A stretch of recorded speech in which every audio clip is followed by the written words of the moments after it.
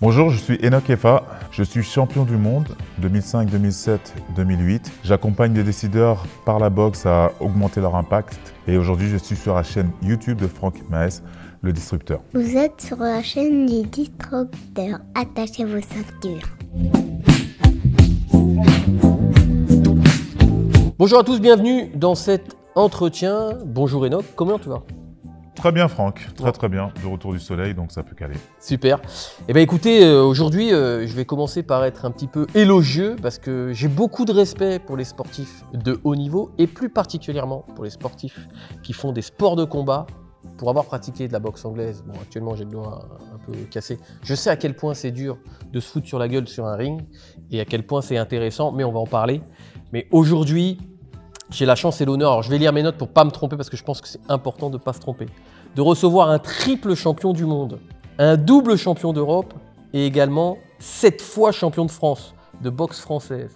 Donc, merci beaucoup Enoch d'être là aujourd'hui avec nous. On va pouvoir parler de plusieurs sujets. Est-ce que tu es chaud ? Bouillant. Est-ce que tu es chaud pour ce combat ? je suis chaud, chaud.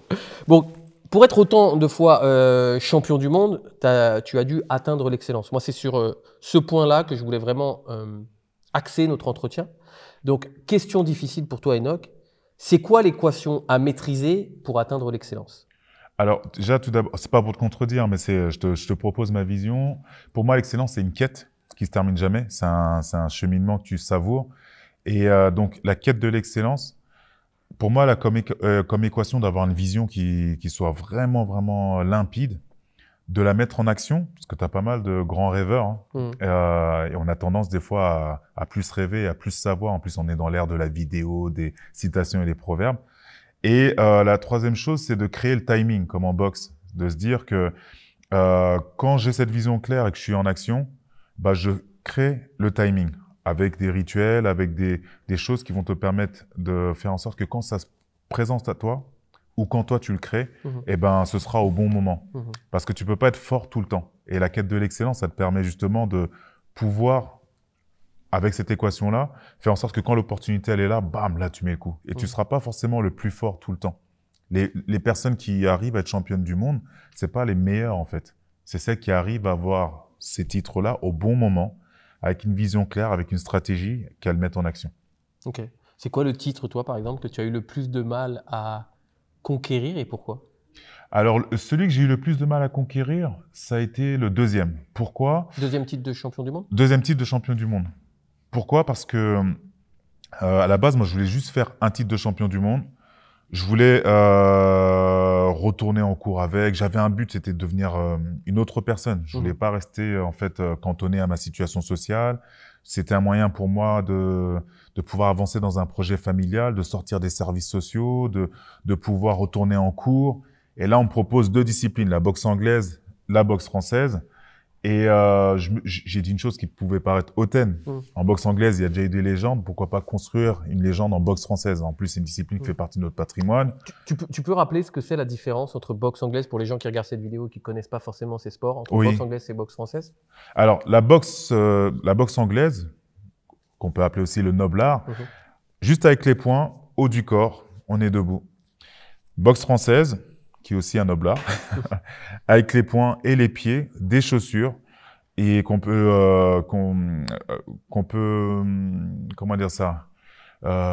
faire de 2 manières, soit en assaut, technique comme au karaté, ou soit en combat et gagné par KO, par technique comme en boxe anglaise.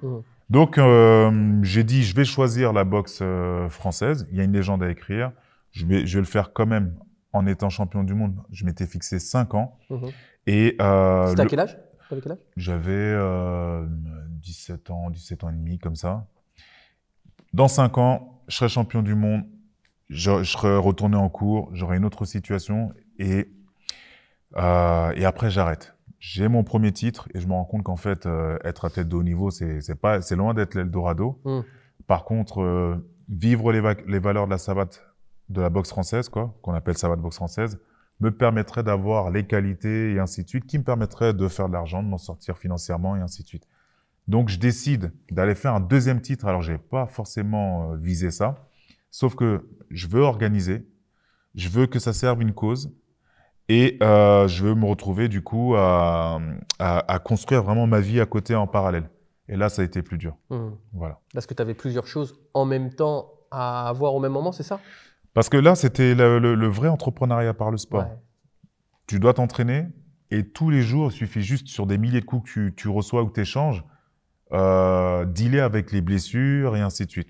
En parallèle à ça, tu dois avancer sur ta partie formation, cours. Tu dois bosser aussi parce que tu pratiques un sport amateur. Même si tu fais tes 2 entraînements par jour, 11 entraînements par semaine, tu bosses à côté. Combien d'entraînements par jour? 2 par jour minimum. Ouais, okay. 11 par semaine. Et comme j'ai commencé la boxe tard, je savais qu'il fallait que je fasse plus et mieux. Et donc ça, combiné au fait d'aller en cours, aller chercher le savoir, aller avoir un statut, plus bosser, bah, cette combinaison de choses, plus le fait de vouloir organiser un événement avec tous les aléas qu'il peut y avoir, bah, ça a rendu en fait les choses un peu plus complexes. C'était complexe et c'est ce qui a fait la différence parce que là, les incertitudes, elles étaient plus grandes. Donc, pour résumer tout à l'heure, dans ce que tu disais, c'était très intéressant pour atteindre l'excellence. Donc, tu m'as dit c'est une quête. Et tu mettrais quoi dans cette quête exactement? Une vision claire. Une vision claire. Donc, sur l'objectif vers lequel on veut, l'objectif qu'on veut atteindre? Alors, pour moi, une vision, c'est pas un objectif. Un objectif, c'est précis. Je veux être champion du monde en 5 ans, c'est un objectif. C'est palpable. Mais une vision, je veux devenir un homme meilleur. Je veux sortir de ma situation sociale. Je veux vivre de manière épanouie dans un monde dans lequel moi je me sens bien en tant que Français d'origine ghanéenne. C'est une vision. C'est une vision. Elle est pas. T'avances tout le temps vers ça. Tous les jours, même la semaine. Il y a 2 semaines, je recevais encore des choses qui me titillaient sur cette vision-là. Donc une vision, des actions qui sont s'entraîner, bosser, enfin lire et ainsi de suite. Et le timing, créer le timing. Voilà, créer le timing. Dedans, je mets avoir des rituels qui sont clairs et nets. C'est qu'à partir d'un moment, tu peux pas me faire déroger du fait que dans la journée, il faut que je m'entraîne. Tu peux pas me faire déroger du fait que dans la journée, il faut que j'ai un temps calme où je visualise. Donc, des rituels pour créer le timing. Vision, action, timing. Bon, on voit régulièrement des sportifs de haut niveau avec des suites de vie difficiles une fois leur carrière pro derrière eux. Oui. Ça arrive très régulièrement.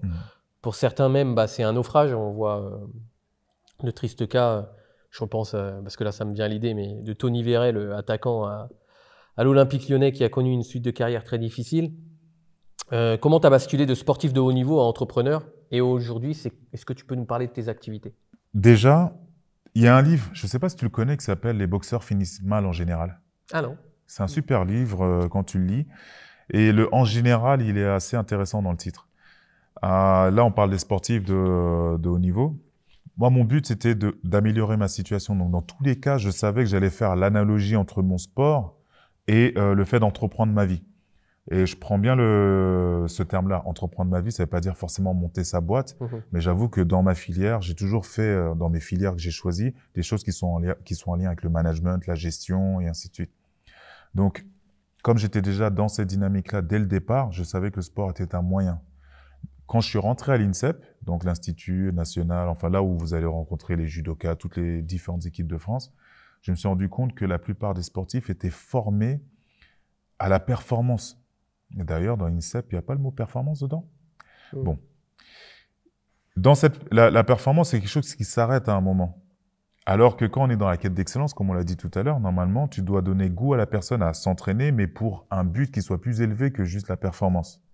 Et donc, il doit trouver normalement un équilibre entre ça, ses cours et ainsi de suite. Mais quand tu n'as pas cet équilibre-là, une fois que tu as eu tout ce qui est strass et paillettes pour le peu de pourcentage de personnes qui arrivent à ce niveau-là, tout le reste, c'est 70 à 80%, se retrouve sur le côté. Et s'ils n'ont pas fait du sport pour faire de l'analogie, pour être meilleur dans sa vie, pour entreprendre, en général, tu finis sur le côté. Donc, comme j'ai fait cette analogie très, très vite, je me suis dit, tiens, comment je peux utiliser le sport au-delà des rings? Je me suis rendu compte que d'un côté, quand j'ai annoncé que je voulais être champion du monde, les gens, ils ont rigolé. Donc, je me suis dit, on est dans une France qui rêve pas beaucoup. On m'a dit, mais champion du monde, mais pourquoi ce sport, il rapporte pas d'argent? De l'autre côté, j'ai rencontré pas mal de décideurs quand j'ai commencé par faire du coaching, qui eux aussi avaient des dilemmes avec ce qu'un boxeur fait, mais au quotidien, prendre des décisions en situation incertaine, gérer son stress, avoir un objectif clair, faire en sorte d'aller au-delà de la douleur et tout. Et je me suis dit, tiens, je vais transformer tout ce que je vois dans la boxe en module, en programme, pour connecter le monde des décideurs à c'était des 16-25 ans qui cherchent du boulot ou qui veulent monter leur boîte. Les décideurs devenaient leurs tuteurs. J'intervenais auprès d'eux. On intervenait auprès des 16-25 ans avec des modules vraiment simulation d'entretien, théâtre et tout. Et on se donnait 6 mois, 1 an pour leur trouver du boulot ou qu'ils montent leur boîte. Excellent. Et petit à petit, c'est devenu mon activité. Aujourd'hui, je fais quoi? Je fais des conférences qui font le lien entre tout ce qui est boxe et les enjeux vraiment qui sont autour du potentiel humain. Ça va même jusqu'à de la politique. La dernière fois, j'ai été invité sur une thématique, le dilemme identitaire. Je me suis retrouvé sur les plateaux avec des personnes comme Jean-Pierre Raffarin, Christophe Barbier. C'était génial. Excellent. Il y a les formations, parce que du coup, de module en module, ça a donné des modules de formation. Donc cet été, par exemple, j'ai fait un summer camp pour des jeunes leaders à HEC. C'était juste génial. Et la partie coaching, accompagnement en immersion en petits groupes pour des personnes qui veulent vraiment avoir le déclic et être accompagnées pour qu'il y ait une vraie transformation. Sur cette chaîne YouTube, je décortique les personnes, les entreprises, les mouvements qui ont su créer une image de marque forte et identifiable au premier coup d'œil grâce à un marketing disruptif, innovant et créatif. Dans un monde marketing où la communication se clone à l'infini, il faut tirer son épingle du jeu pour attirer l'attention des clients. Plus les clones se copient, plus ils en perdent leur identité. On ne devient pas une référence sur son marché en copiant les autres acteurs. Aujourd'hui, dans un monde qui est hyper saturé par une omniprésence constante, comment tirer son épingle du jeu pour ne pas se battre pour avoir des clients? Avec les diverses analyses présentes sur cette chaîne, je fournis beaucoup d'informations pour vous aider à vous différencier. Pour ceux qui veulent aller plus loin avec un contenu plus poussé et plus technique, j'ai créé un cours en ligne spécifique qui détaille les points suivants. Comment devenir un leader innovant pour que vos produits et votre entreprise deviennent irrésistibles aux yeux de vos clients grâce à une image de marque forte et unique.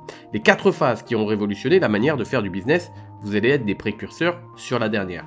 Comment éviter le brouillard de compréhension et être tout de suite identifié par vos clients en utilisant la stratégie des entonnoirs de vente. Pourquoi le système classique nous contraint à ne pas nous différencier et à penser comme les autres. Pour accéder tout de suite à l'intégralité de ce cours offert, cliquez sur le premier lien en description sous cette vidéo, entrez votre email puis répondez à un court sondage. Le lien est juste en dessous de cette vidéo. À vous de jouer pour devenir unique sur votre marché. Ce qui va faire rebondir sur ma prochaine question, moi personnellement, je ne conçois pas ma vie sans sport. D'ailleurs, je passe 3 dédicaces à 3 personnes qui sont importantes dans ma vie. Mon coach Bernard, Bob qui détient la salle de boxe à Neuilly-en-Thelle et Anouar Bakari qui m'entraîne régulièrement à la boxe. Et moi, ça me permet de me canaliser, de me calmer, de décompresser et surtout d'affronter les difficultés. Donc, d'ailleurs, j'adore le principe même de la boxe parce que pour moi, je fais beaucoup de métaphores et je me dis quand on se retrouve tout seul face à un ring, mon coach me disait ça, il disait, tu sais, il y a les mecs qui s'entraînent et tu as les mecs qui montent sur le ring. C'est pas le même truc. Et c'est vrai que monter sur un ring face à un gars, bon, bah, avec tout le respect qu'il y a derrière, mais bon, quand même, à la fin, c'est pour quand même se foutre sur la gueule, faut dire ce qu'il y a, mais avec tout le respect qu'il y a derrière, mais on met quand même des coups. Donc, de se retrouver face à cette personne qui veut gagner donc par le défi physique. Donc, pourquoi tu recommanderais à toutes les personnes qui vont voir cet entretien de pratiquer du sport en général et en particulier ce sport? En quoi ça peut les aider? Alors, pour moi, pratiquer du sport, c'est juste en fait mettre en mouvement un art de vivre. Un art de vivre, pourquoi? Parce que quand on dit sport, on dit nutrition, on dit une manière de penser, on dit une manière d'être socialement avec les personnes. Quand on prend l'exemple de la boxe, c'est un super et merveilleux sport collectif pratiqué en individuel. C'est un super sport collectif pratiqué en individuel. Pourquoi? Si j'ai pas de sparring, si j'ai pas de coach, si j'ai pas de promoteur, si j'ai pas une salle, si j'ai pas en fait tous ces éléments-là, moi, en tant qu'individu, je n'y arrive pas. Je progresse pas. Et le jour où je suis champion de ma salle, c'est le début du déclin. Parce que le jour où tu es le plus fort de ta salle, tu sais que l'adversité qu'il va y avoir dehors, tu risques d'être surpris. Même toi, tu vas pas te sentir bien. Pourquoi je vais inviter des personnes à pratiquer le sport? C'est qu'à partir du moment où elles vont mettre ces choses-là en exergue, en mouvement, elles vont développer des qualités, non pas pour juste ta performance, mais quand tu sais bien gérer ton stress. Le jour où on va t'annoncer une nouvelle qui ne va pas être bonne, tu vas gérer ça de manière différente. Le jour où tu vas te retrouver même en situation de danger, le fait de savoir que tu sais aller au-delà de la douleur va faire que quand quelqu'un, par exemple, veut t'agresser, c'est ta posture, c'est ton attitude qui va faire déjà la différence. Quand tu vas te retrouver en fait à avoir une chimie interne qui va être fluide, les gens qui font le sport le matin, par exemple, ils te disent la journée, je suis fluide. Eh ben, quand tu additionnes ça au quotidien, ça t'évite des choses qui sont liées au stress et tout ce qui peut être les conséquences de ça, les burn-out et ainsi de suite. Maintenant, si on parle de la boxe, c'est un noble art qui te permet de développer des qualités qui sont vraiment, vraiment indispensables pour réussir dans ton ring de la vie, parce que tu as plein de challenges à réaliser. Et tu as plein de disciplines nécessaires pour pouvoir faire la boxe. Pour pouvoir boxer, bah, y en a qui auront besoin d'apprendre à sauter, corde à sauter, ne serait-ce qu'apprendre à respirer. Tu es face à quelqu'un, si tu sais pas délimiter ton territoire, tu sais pas dire non, tu sais pas faire en sorte de t'imposer par ta présence, eh ben, on te bouffe ton oxygène. Et en boxe, on fait ça, on est là, on met des feintes, tu peux te retrouver toi-même être la tête dans les étoiles sans avoir pris un seul coup. Et ça, on voit que chacun dans son quotidien le vit. Donc, quelqu'un qui pratique la boxe, au-delà de se faire une musculature avec son poids du corps, c'est parce que c'est pas avec des charges extérieures, c'est vraiment de la vraie musculature. Au-delà d'avoir un cardio qui va lui permettre de mieux gérer son stress, son quotidien, au-delà d'avoir un état d'esprit de combativité où il va pouvoir aller au-delà de l'adversité. C'est-à-dire de se dire, mais en fait, pour grandir, j'ai besoin d'adversité. Il va combiner différentes disciplines, différentes qualités qui vont nous permettre de mieux vivre sa vie. C'est plus qu'un sport. Voilà. C'est une philosophie, peut-être. C'est une philosophie, mais en action, en mouvement. Tu le ressens dans ton corps. Tout à l'heure, tu as dit, on est là pour se foutre dans la gueule. Ouais. Enfin, c'est une manière un peu. J'ai dit c'est ça une un manière peu cash, c'est une manière d'illustrer la chose. On passe par il y a des coups, il y a des échanges de coups, mais qui renforcent l'intégrité parce qu'on est là pour ça. Alors que certains, quand ils vont au bureau, ils savent même pas que tu as des personnes qui ont planifié de leur mettre des coups. Bah oui. Alors que là, tu renforces ton intégrité quand tu sors de chez toi. Quand tu sors de l'entraînement, tu sais qu'il y a un combat. Ouais. Et tu t'es préparé pour ça. Au-delà d'apprendre à mettre un direct et décrocher. Si je me souviens, le dernier sparring que j'ai fait en boxe, je m'étais fait défoncer. C'était un jeune, j'avais pas le cardio. Le mec était vraiment beaucoup plus fort que moi. Je me suis fait défoncer de ouf. Et j'avais le nez gonflé, j'étais plein de sang. Et je suis rentré chez moi et je me suis mis dans une couverture. J'ai pris un aspirine, j'étais KO. Et ma femme me dit mais quelle satisfaction tu as à te prendre des coups, à avoir mal et à être gonflé, quoi. Parce que bon, j'étais un peu gonflé là, quoi. Mais je lui dis, c'est une sensation d'être en vie. Parce que tu connais ton corps. Je sais que je vais pas mourir, le mec en face ne va pas me tuer, parce que c'est pas le but. Mais c'est cette sensation-là. Et je rejoins tout à fait de ce que tu disais tout à l'heure, le fait de connaître aussi. Parce que à partir du moment où on sait qu'on a pris des coups, moi c'est ma philosophie de vie en tant qu'entrepreneur, je sais qu'à l'extérieur, il y a des gens qui veulent mettre des coups. Je le sais, pas tous, heureusement d'ailleurs, mais ils veulent mettre des coups. Et je pense qu'en tant qu'entrepreneur, on doit savoir ça. C'est exactement ça, c'est qu'à partir d'un moment, si tu es entrepreneur, si tu veux faire quelque chose, si tu veux faire jaillir ta lumière, tu es obligé, quand tu as des spots sur toi, d'avoir de l'adversité.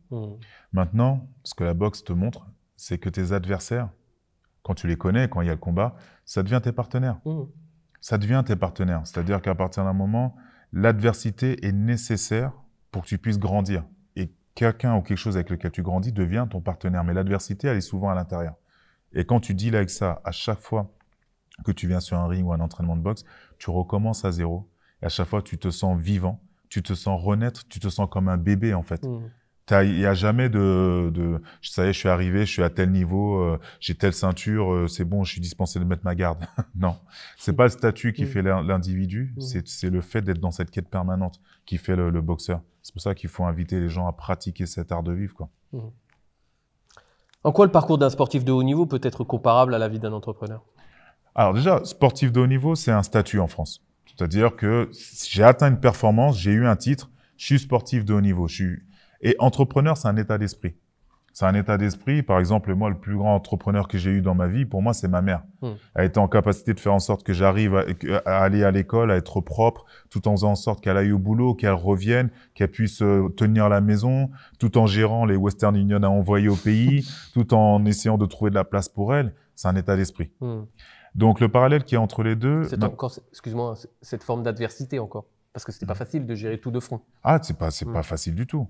Et c'est le quotidien de beaucoup de personnes. Tu as beaucoup de personnes qui s'en rendent compte, sont des boxeuses, sont des boxeurs, Mais pour l'instant, les gens voient que les coups, mais ils voient pas l'état d'esprit. Mhm. Le parallèle qui est entre les deux, entre sportif de haut niveau et entrepreneur, les deux, ils ont à dealer avec la capacité à prendre des décisions. Mhm. Aujourd'hui, on a une société dans laquelle tu as une bonne partie des gens qui subissent et tu as une partie des gens qui décident. Mhm. Et quand tu entreprends, en tout cas, tu dois trouver une solution pour créer de la valeur, que ce soit à ta vie ou à ta boîte, tout en gardant tes valeurs. Mhm. Ce qui va faire que toi, tu vas pouvoir te différencier et trouver un public cible, un public que tu cibles. Et quand tu es sportif de haut niveau, c'est pareil. Tu as des champions, on les connaît pas, on n'a même pas envie de les voir. Il y a une Par contre, tu vas, exemple, dans le foot, tu vois un Zlatan, il joue bien, il marque, il y a une personnalité derrière. Il a quelque chose en plus. Comment ? Il a quelque chose en plus. Il a quelque chose en plus. Et donc, les parallèles qu'il y a entre les deux, en plus du fait de se dire, en général, on agit par rapport à une vision, on a des objectifs qui sont clairs. Sans objectif, tu n'avances pas, tu tournes en rond. Monter une équipe, parce que sans équipe, sans te créer un environnement favorable aux objectifs que tu dois atteindre, ça va être aussi compliqué. Tu dois en fait trouver une manière de mettre tout ça en mouvement. Et le sportif de haut niveau, il est obligé de mettre ça en mouvement par de l'entraînement. L'entrepreneur aussi, il est obligé de mettre ça en mouvement et souvent, il doit rendre tout ce qui est inconfortable, confortable. Il avance en fait dans l'inconnu avec une vision qui est claire. Et les deux, c'est vraiment, vraiment lié. Ils l'utilisent pour le sport, d'autres l'utilisent pour leur boîte ou pour leur vie, mais ils utilisent le même socle. Tout le monde a un plan jusqu'au moment de recevoir le premier coup au visage. J'adore cette phrase parce qu'elle est tellement vraie. A dit le grand champion Mike Tyson. C'est quoi les pires coups que tu as reçus en boxe comme en tant qu'entrepreneur et en quoi ce fut les pires et puis même je vais rajouter autre chose. Quels étaient les pires? Est-ce que c'était en boxe ou en tant qu'entrepreneur? Déjà, en boxe, il y avait des règles. Il m'est arrivé qu'on me brise le nez parce que la personne, en fait, avait enfreint la règle. Elle m'avait mis un coup de genou dans une discipline où il n'y avait pas. C'était en demi-finale. C'était hors de question que je perde parce que je perdais le statut qui me permettait de sortir de tout le système social dans lequel j'étais. Et ce statut d'athlète de haut niveau me permettait justement d'en sortir. Donc, je ne pouvais pas perdre cette demi-finale. C'était quoi l'enjeu? Quand tu dis de sortir c'était quoi l'enjeu? L'enjeu, en fait, c'était d'avoir le statut d'athlète de haut niveau qui me permettait d'aller en cours et ainsi de suite. Donc, on reste sur la liste. Ça débloquait une bourse ou quelque chose comme ça? Ça débloquait, en fait, une situation administrative qui me permettait d'être... dans mon contrat jeune majeur, j'avais accès à ce qu'on appelle une émancipation qui me permettait aussi de récupérer ma petite frangine avec qui on était placé. D'accord. Et donc, du coup, c'est vraiment ça ce que tu disais tout à l'heure. C'est ça. Là, la mission. C'est ça. Le nez est cassé, je peux pas m'arrêter de combattre. Là, je mets une pression à tout le monde. Le médecin, il est à 2 doigts d'arrêter. Et je trouvais ça assez injuste et c'était une pression parce qu'il fallait que je gagne. Et donc ça, c'était un coup qui était... C'était dur. C'était un coup, voilà, c'était dur. Est-ce qu'il avait fait exprès l'adversaire, tu savais ou pas? Je saurais jamais. Ouais, saurais jamais. Je sais pas. Tout ce qu'il sait, c'est que j'ai gagné à la fin, avec le nez cassé, bien cassé. Parce que quand on avait la radio, c'était impressionnant, un bus quoi. Mais par contre, c'est pas le coup le plus dur. Quand j'ai commencé à entreprendre, t'es là, tu te dis bon, par exemple, tu fais affaire à des gens qui travaillent dans le bâtiment, tu vas être réglo avec eux, tu vas les payer, même s'il faut même en avant, c'est le mec qui déserte le chantier. Ou tu vas te dire tiens, tu t'adresses à un mec, c'est un coach. Ou c'est un salarié, tu vas rendre des services, tu vas lui payer sa formation et tout ça. Et le mec, il va te faire des trucs de Trafalgar derrière, genre je vais coacher derrière ou je vais lancer une réputation. Je me suis rendu compte que j'étais devenu patron, que j'étais pas là pour me faire des amis. Et que les gens étaient prêts à te mettre des coups, mais dans le dos, sous la ceinture, et que c'était, apparemment, c'était le jeu. Et moi, venant de l'éducation populaire et ainsi de suite, basculant dans l'entrepreneuriat et étant vraiment, vraiment fan de l'entrepreneuriat social, on perdait pas ses valeurs aussi facilement juste pour potentiellement payer ses factures et augmenter son capital social. Pour moi, on monte pas sur la tête de quelqu'un, on mérite. Et donc, les coups que j'ai pris en tant qu'entrepreneur, ils ont été plus percutants pour moi. Que les coups sur les rings, je préfère 2 fois qu'on s'échange et que même tu me fasses dormir, même tue-moi, quoi. Il n'y a pas de problème. Mais tu es là. Tu agis pour une mission de vie, tu veux créer de la valeur, tu veux créer de l'emploi, et tu vois que les personnes n'ont pas forcément de règles. Ça, c'est Là, ouais, ça a été dur. Après, il y a entreprendre sa vie et il y a entreprendre, monter sa boîte. Dans entreprendre sa vie, c'est tout ce qui est en lien avec tout ce qui est abandon, trahison surtout. Parce que là, tu t'y attends pas, mais c'est humain, c'est l'histoire de l'homme, c'est comme ça. Ouais. Ça renforce. Et la boxe permet de renforcer ça. Ça veut dire que ces coups-là étaient plus forts que le coup de genou. Mais carrément. Ouais. Mais carrément. Carrément, c'était plus fort que toutes les blessures que j'ai pu avoir. Le coup de genou, c'était une douleur physique, pas les coups d'entrepreneur. C'est ça. Les coups reçus en tant qu'entrepreneur, c'était des douleurs qui avaient de l'impact sur le physique. Qui avaient de l'impact sur le physique. Quand j'ai dû faire ma levée de fonds, que j'ai fait 20 banques, il y en a 18 qui me disent non. Et t'en as qui... J'ai une anecdote, je vais pas dire le nom de la personne, parce que maintenant, qui te regarde et qui te dit, mais donc, sans ferme les yeux, on dirait pas que c'est un noir qui parle. Et tu te dis, mais ouais... La personne t'a dit ça? Elle me dit ça. Un tu vois, on est dans les années 2000 quand même, tu vois. Et ben, s'il n'y avait pas eu la boxe pour m'apprendre à choisir la réponse que je donne au coup qu'on me met, j'aurais pu perdre patience. Et au final, il a fait partie des gens qui ont subventionné, qui ont financé le projet, tu vois. Et lui était dans son délire, mais moi, ça a été un coup, parce que je me suis dit, mais qui réveille? Mince, je suis même dans avec un une bled. garde, celui-là, il passe. Hein. Ah, celui-là, il passe. Je me dis, mais moi, dans ma France à moi, mes enfants, ils sont métissés et tout ça, qui grandissent sans se poser la question de... Bah, j'ai encore plus de raisons pour entreprendre. Mais c'était un coup, ça, tu vois. C'était un coup. Ah oui, puis surtout que c'est délicat dans le moment de réagir, parce que si c'est quelqu'un qui veut rentrer, qui peut avoir des financements, et ça, c'est vraiment délicat. Bah, en fait, l'idée, c'est... Tu vois, tu dois créer de la valeur en gardant tes valeurs. Ah ouais. Financement ou pas, moi, ma valeur, elle était dans ça me touche pas, je suis plus haut que ça. Bah oui. Mais sur le moment, en fait, tu prends prends ce shot, tu es là pour parler gifle financement au et de visage. projet. Et lui, il se permet cet écart-là qui correspond quand même à... Moi, dans mon idéal, je m'adresse à toi, tu t'adresses à moi. Comme ma mère, elle disait, on est des frères. Tu auras des frères et des sœurs de valeur et pas forcément des frères et des sœurs de couleur. Donc, pour moi, tu vois, c'est dans mon idéal. Je me dis, ah ouais, mais là, tu te prends un coup, tu te dis, ouais, mais ton idéal est là, mais attends, la réalité, elle est là. Tu vois? Donc, c'était les coups plus forts que les coups reçus sur un ring. Toi, les fois où je me suis fait huer sur la Marseillaise. T'arrives sur le ring, tu te fais huer sur la Marseillaise. C'est-à-dire que les gens, ton public pour moi, il me huait moi, en fait.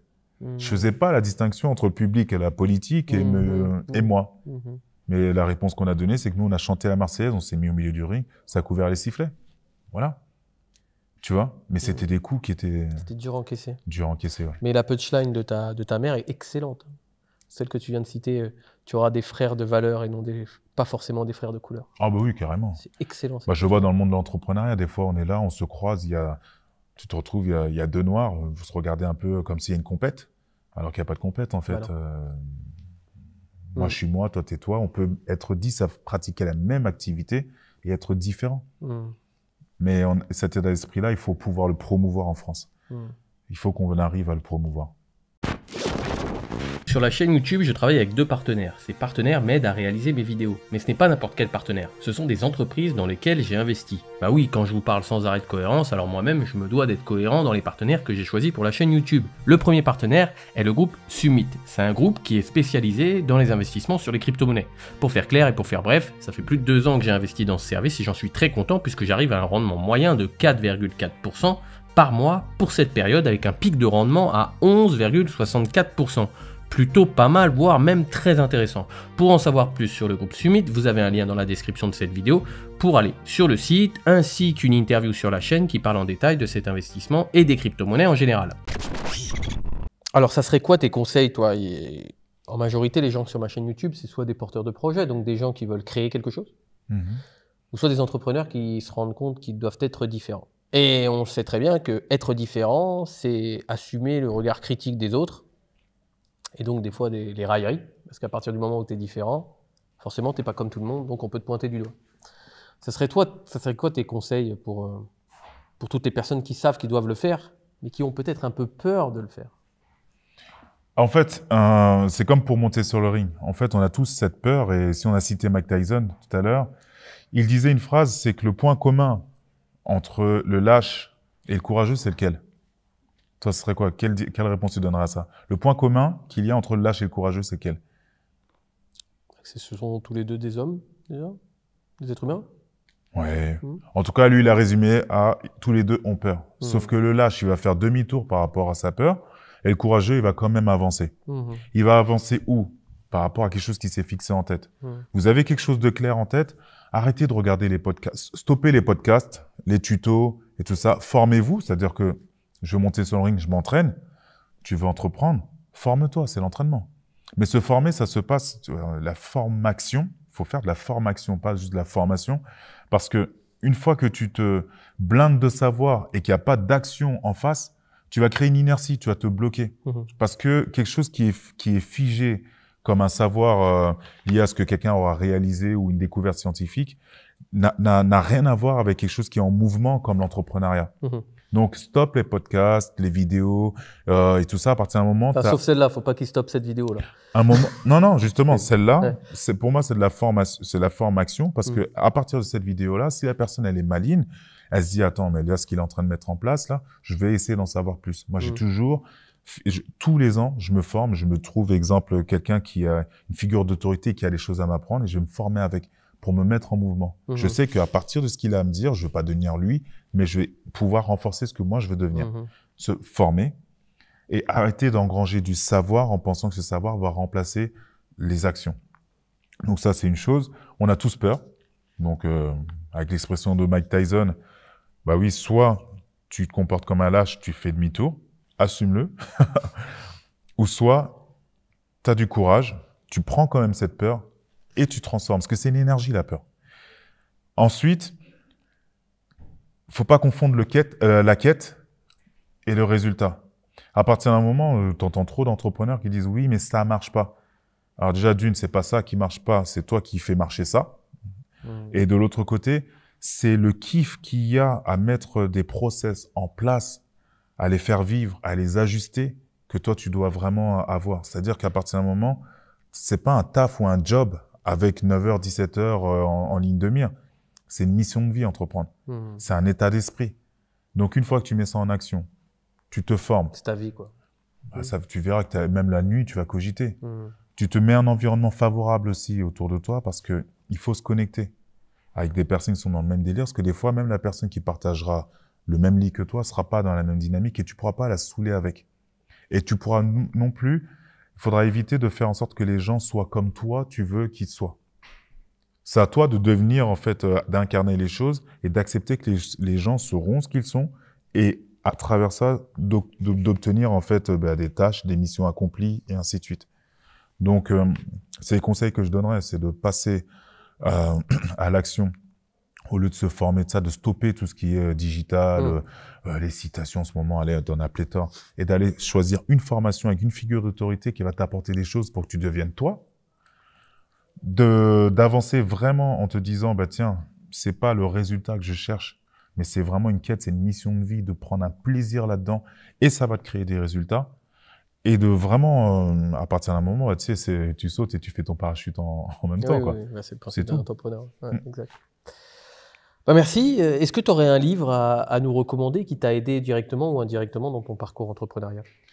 Alors, j'en ai deux. Allez, il y en a plus. Soyons généreux. Il y en a plus. Allez, deux, c'est déjà très bien. Il y en a plus, bien. déjà deux. J'aime bien l'effet cumulé de Darren Hardy. Parce qu'il explique en gros que tout est exponentiel. Tu as pas mal de personnes en fait qui entament plein de projets en même temps et moi ça a été l'une des choses qui m'ont vraiment porté préjudice. T'en fais une, tu vis chacun des process, chacune des étapes quoi, et après tu pourras le dupliquer. Donc dans l'effet cumulé en fait il t'apprend ça. Il te dit exemple qu'en 30 jours, tu proposes à quelqu'un tiens je te propose 1 million et tu fais 30 jours avec 1 centime qui se multiplie par 2, qui se multiplie par 2 et tout ça, mais au bout de 30 jours, 31 jours, tu es à 3 millions. De faire en fait des efforts en te disant bah tiens je cumule les efforts et après ça va donner des impacts qui sont exponentiels. Et l'autre livre aussi que j'aime bien c'est L'Alchimiste de Paulo Coelho. Pourquoi? J'hésitais entre ça et puis L'Enfant de la Source de Lucille Paul-Chevance, mais Paulo Coelho dans L'Alchimiste en fait il t'explique que tu as tous les combats qui sont à mener, tu as un voyage à vivre et des fois le trésor il se trouve à tes pieds, sous tes pieds au moment où tu vas abandonner. Et j'ai trop kiffé ce truc-là parce que je le lisais à un moment où vraiment je passais de limite Picsou Magazine à lire mon premier bouquin. Et ça a été un livre déclic pour moi. Ok. Et le troisième, tu disais quoi? En fait, L'âme du papillon de Mohamed Ali. Hmm. Ouais, je crois que c'est L'âme du papillon. Hmm. C'est le gars qui mène sa vie. Il est loin d'avoir été parfait, Mohamed Ali, mais il a été excellent. Pourquoi? Parce que la perfection, tu sais, c'est les robots qui sont parfaits. L'humain en tant que tel, moi, à partir du moment où j'ai accepté que j'étais juste un être humain et que c'était avec l'ensemble de mes victoires, mes échecs et de mes erreurs qui sont dedans des leviers pour aller apprendre des choses, c'est ça qui allait faire ma singularité, qui allait faire en sorte que peut-être dans 1, 2 ou 3 générations, on allait se souvenir de moi, mais pas pour ma perfection. La perfection, ça appartient peut-être à celui qui a créé tout ça.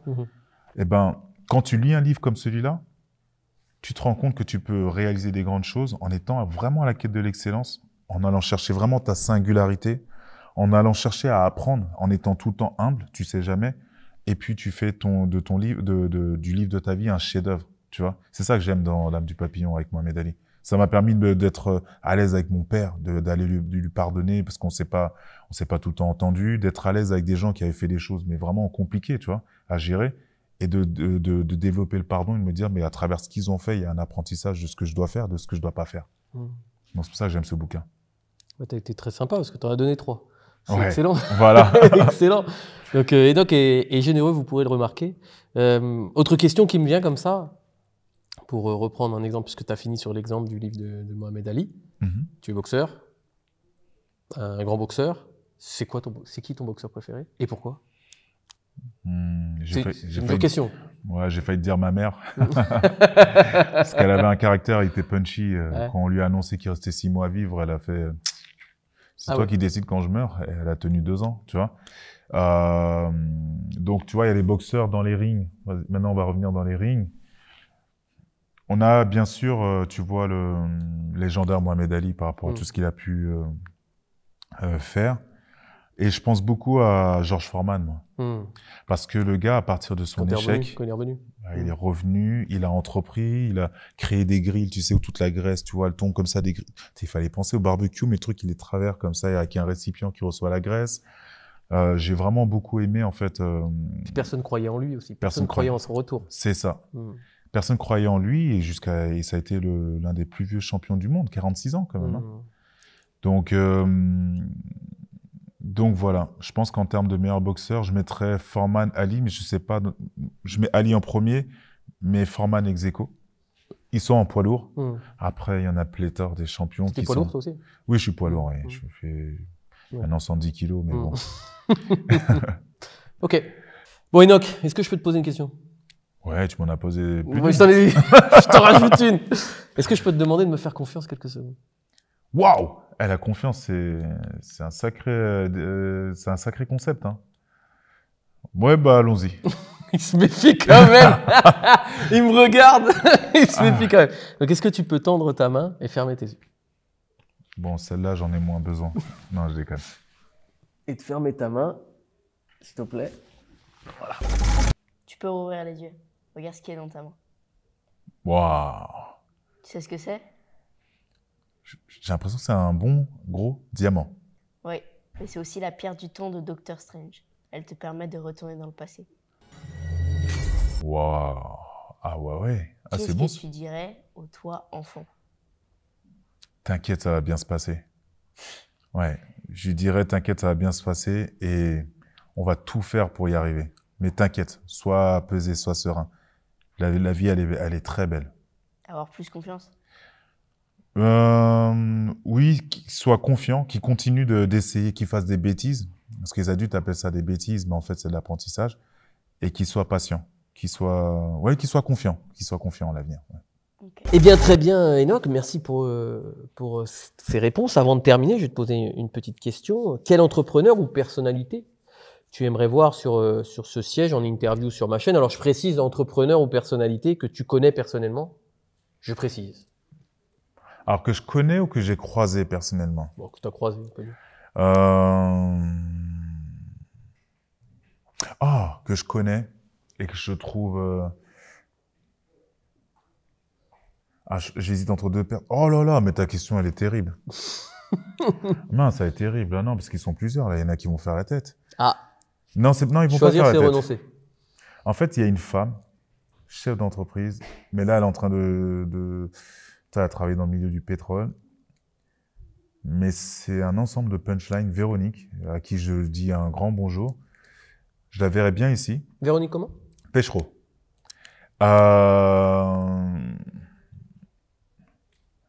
Et sinon, Pourquoi Véronique Péchereau? purée, parce que quand tu lui dis, quand tu lui parles, par exemple, elle te dit, moi, j'ai pas réussi en tant que femme, en fait, j'ai réussi parce que j'étais compétente.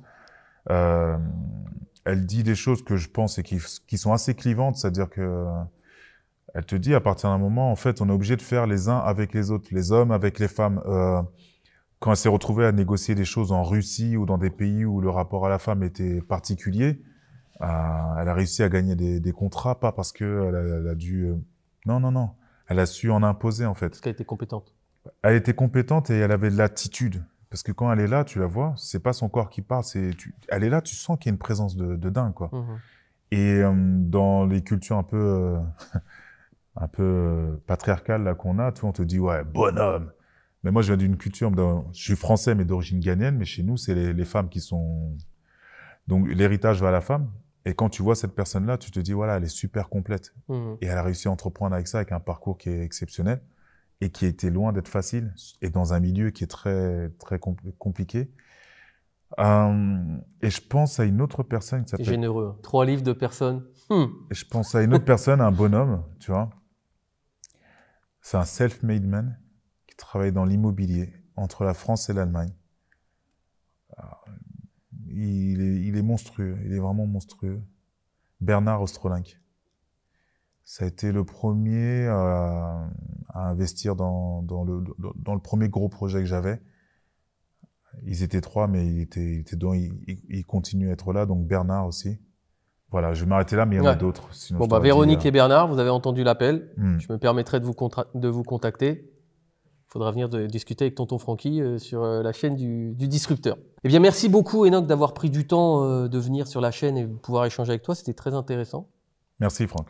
Merci Et pour puis, l'invitation. je mettrai tous les liens qui concernent Enoch en description. On se parlera en off et il me dira les liens qu'il souhaite que je mette en description. Comme ça, vous pourrez aller voir ce qu'il fait pour son travail. Puis allez voir aussi, allez lui parler si vous avez l'occasion. Puis s'il peut, il vous répondra avec plaisir. Je vais terminer par cette punchline. Je dirais, le meilleur maître que je connaisse, c'est l'échec. Oh là là là là. Attends, Franck. Moi, j'ai une meilleure punchline. J'ai la mienne. Ah. Ne soyez pas l'énième copie d'une énième copie, sinon vous transformerez en photocopieur. Mais ça, c'est pas la tienne, c'est la mienne, ça. C'est la tienne? Ouais. Ah